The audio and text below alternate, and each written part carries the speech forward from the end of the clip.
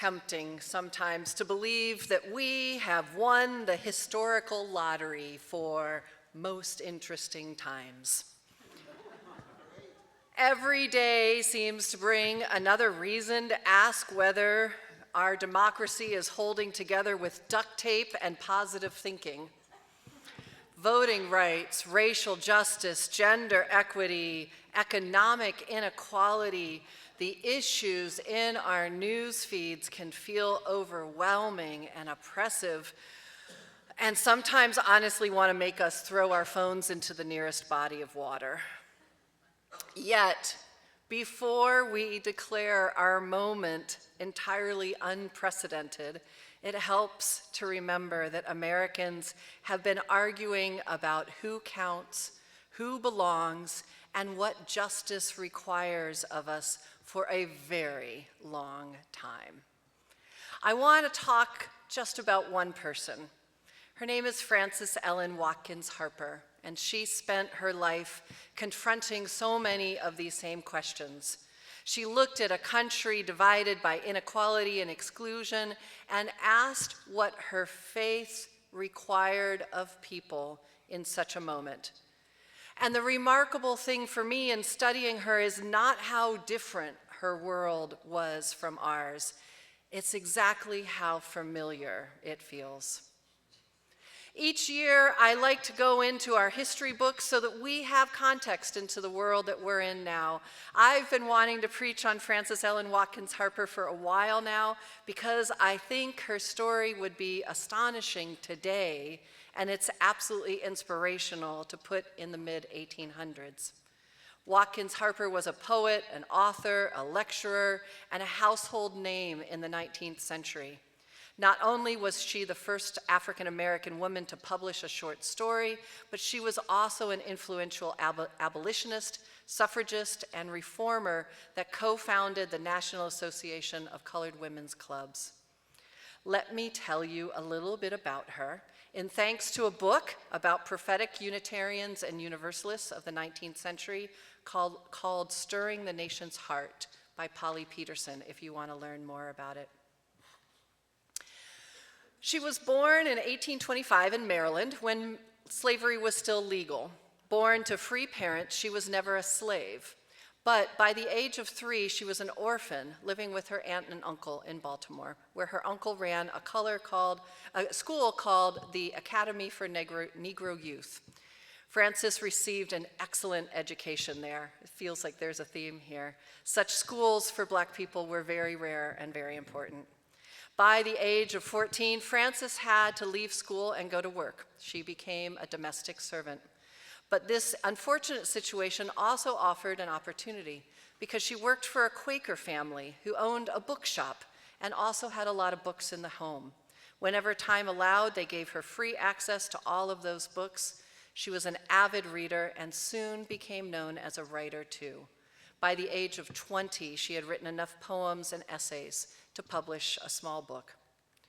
Life for free Blacks in Maryland was difficult and became worse after the Fugitive Slave Act of 1850, which required the return of escaped enslaved people to their enslavers, even if they were caught in free states, and heavily penalized citizens and law enforcement who aided their escape. A few years later, Maryland's law got even more oppressive, saying that any free person of color who entered the state would be arrested and sold into slavery. Frances Watkins heard about a young man who unwittingly crossed into Maryland and was sold to a Georgia slaveholder.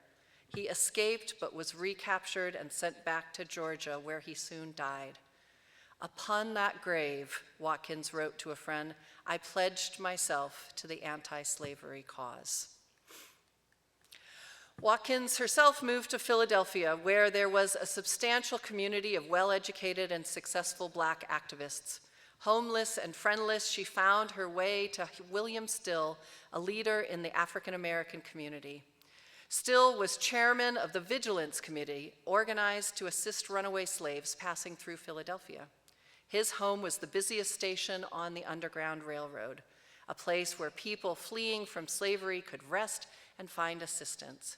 Watkins met many fugitives there and heard their heartrending stories. For Watkins, the anti-slavery cause opened a whole new career. Abolitionist papers started publishing her work, and in 1854, she gave a public lecture on the education and the elevation of the colored race.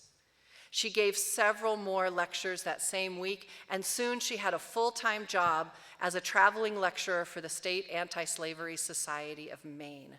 She drew large audiences, and judging from newspaper accounts and reviews, she did not disappoint them.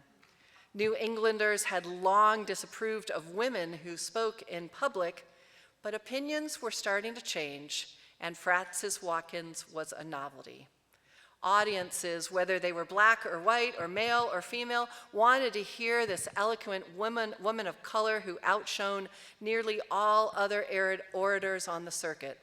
They were charmed by her musical voice, her well-reasoned arguments, and her poetic language. She published a book of poems in 1854, and thousands of people who attended her lectures bought her book after hearing her speak. Now, she donated most of the money she earned from her books and from her speaking to the anti-slavery cause. Whenever she could, she sent a few dollars to William Still for the Vigilance Committee and the fugitives. At one point, he must have admonished her to keep more of her earnings for herself. She wrote back and said, "Let me explain a few matters to you." I just love that line. I feel like that sums her up right there, right? "In the first place, I am able to give something. In the second place, I am willing to do so." In fact, she was more than willing and able. To her, helping humanity was a sacred calling, and she felt blessed to be able to do it.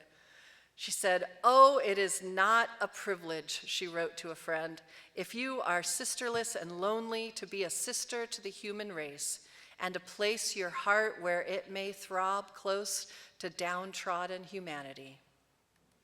Watkins supported a movement called Free Produce, which encouraged people to boycott all products tied to slave labor. "Oh, could slavery exist long if it did not sit on a commercial throne," she wrote. Let me say that again. "Oh, could slavery exist long if it did not sit on a commercial throne." Let's replace the word slavery with all of the other things today and think about the commercial thrones they are on. She continued, "Our moral influence against slavery must be weakened, our testimony diluted if we are constantly demanding rice from the swamps, cotton from the plantations, and sugar from the deadly mills." She hoped that blacks would establish a network of schools, newspapers, and churches dedicated to the betterment of themselves and each other. She believed that an important goal of anti-slavery work was to teach her people, quote, "how to build up character for themselves, a character that will challenge respect in spite of opposition and prejudice, to develop their own souls, intellect, and genius, and thus verify their credentials," end quote. In 1860, Frances Ellen Watkins married Fenton Harper. When war broke out between the North and the South, she was living on a small farm in Ohio, but her husband died after less than 4 years of marriage, leaving Frances with a young daughter. After his death, she began touring again, bringing her daughter along, focusing both on encouraging the Union Army to allow black troops to join them in the fight, and also shifting to women's rights. In 1866, Harper spoke at the National Women's Rights Convention in New York. Her famous speech entitled, "We Are All Bound Up Together," urged her fellow attendees to include African American women in their fight for suffrage. She emphasized that black women were facing the double burden of racism and sexism at the same time. Therefore, the fight for women's suffrage must include suffrage for African Americans.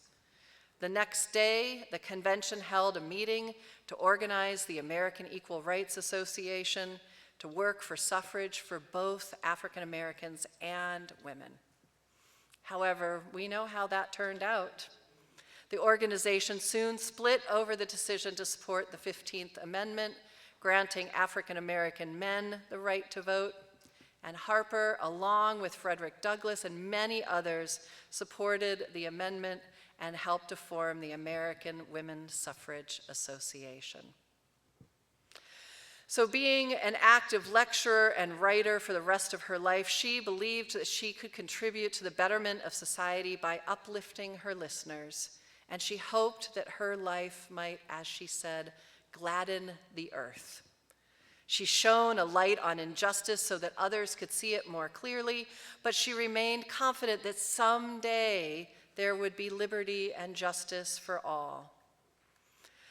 I want to be clear and note that not all Unitarians and Universalists were on the side of both abolition, Black people's rights to vote, and women's suffrage. It is a disservice to our history to whitewash our progressive faith and to say that we were always on the right side of history. We weren't. We still often aren't. However, she did find more receptive pulpits to preach and to speak from in Unitarian churches. And she did this work along with other prominent Unitarians of the time who were also in the cause, including Theodore Parker, the radical abolitionist minister whose sermons inspired many reformers and who coined the moral arc of the universe phrase that MLK made famous and Obama made famous again last week. And also Julia Ward Howe was also with Watkins Harper, the famous suffragist, Unitarian, and peace advocate. So why is it important that we really understand? Why do we understand and tell the story of somebody like Frances Watkins Harper? And why is it important that we know her story now? Because we still need her. We still need her messages, her thoughts, her inspiration. Let me tell you why and why I think that that is important right now. She believed that faith belonged in the public sphere. She did not separate spirituality from justice. She felt that religion that ignored suffering was incomplete. And she believed that speaking and influencing for justice causes from the pulpit was holy and important work.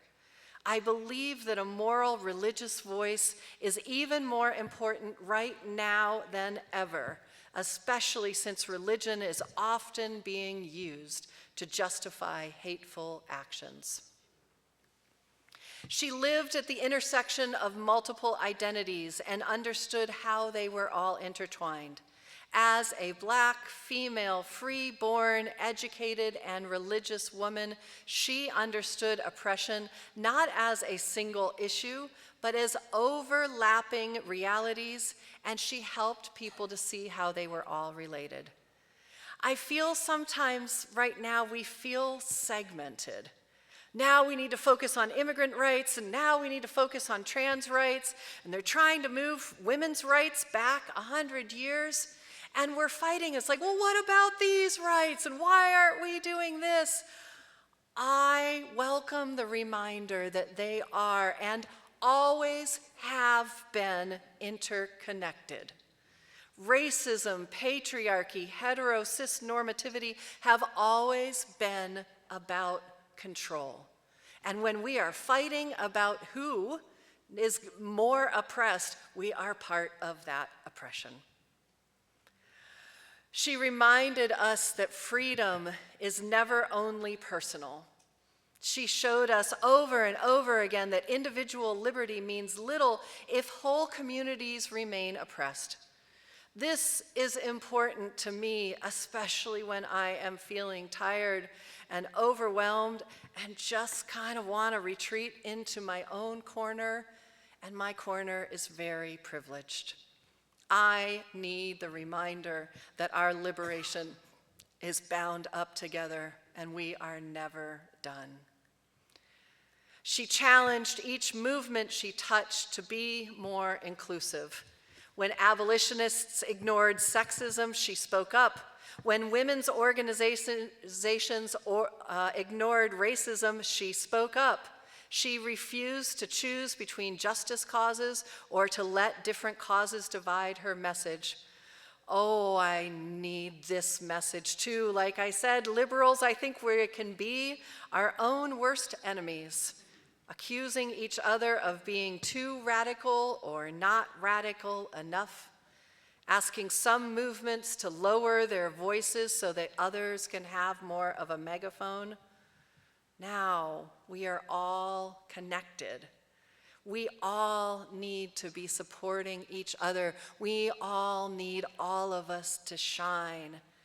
This is something that I saw so clearly in action when I went to Minneapolis this winter, where all of these different groups who had not worked very well together before said, our cause is united. How can we help each other? Finally, Watkins Harper was a champion of education and literature, and she believed stories could change hearts. Through telling stories of people she had met, through poetry, novels, speeches, and essays, she helped people imagine a more just world. She listened to people and told their stories to influence and persuade. She knew that facts inform us, but stories transform us. This is one of the reasons that I'm excited about our theme of storytelling next year, to hear stories from different world religions, from each other's stories, and having stories inspire us in all the different ways that they can. I don't know about you, but right now I need myself a little bit of Frances Ellen Watkins Harper. I need her to continue to make my faith visible, not through certainty, but through compassion, not through perfection, certainly, but through participation, and not through loudness alone, but through persistence. In a world of greed and corruption and swamps from everything from the reflection pool to the Oval Office, to really disgusting initiatives that our Arizona legislature just put on our ballot, I need the example and light of our ancestors like Watkins Harper to be the people whose faith refuses to be quiet when dignity and freedom and justice are at stake. I thank her for her example. I hope she continues to inspire all of you and us in our own challenging times. So might it be, and blessed be the ancestors. Amen.